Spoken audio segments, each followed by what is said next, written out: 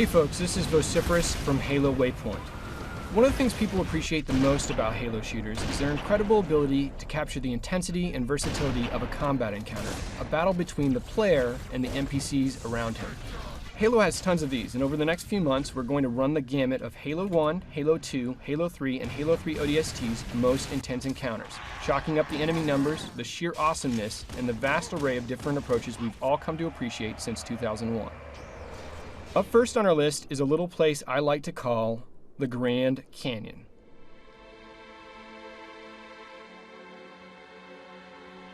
For those who need a nostalgic boot in the backside, let me give you a frame of reference. In Halo 1's 2 Betrayals, you'll remember that the Master Chief sets out to destroy 3 pulse generators, which can prevent Guilty Spark from activating Halo. To do this, the player is forced to backtrack through the environment they've already played during the mission Assault on the Control Room, but this time it's infested with the Flood. Sounds like an annoying pain in the ass, right? Wrong. 2 Betrayals represents a treasure trove of combat sequences that verge somewhere between unbelievably frantic to impossibly epic. We could spend hours chatting about the entire lot of them, but let's focus on just one, the Grand Canyon. When you first rolled through here, you were climbing a tunnel toward an enemy dropship, doling out Spartan pain against an array of infantry and a single raid.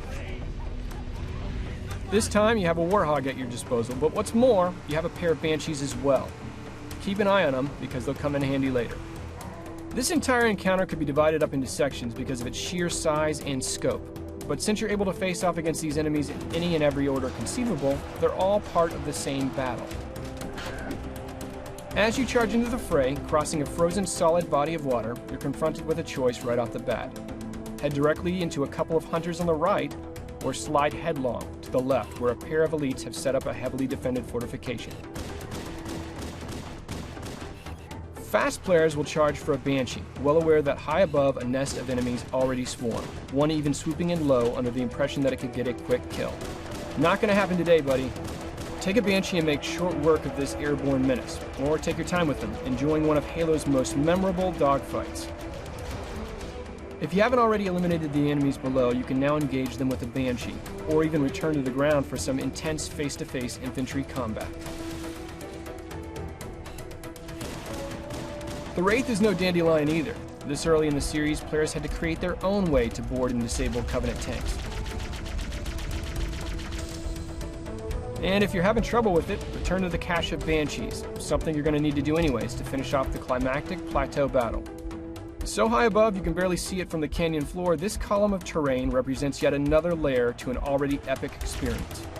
Here we find an array of enemies, another Banshee, and a completely different tone than the encounter below. You can handle these enemies on foot, from the sky,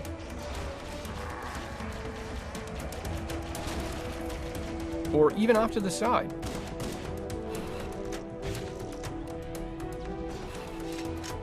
And when you're ready, cross the gap, hand the Covenant their collective asses, and take out the pulse generator to complete the encounter.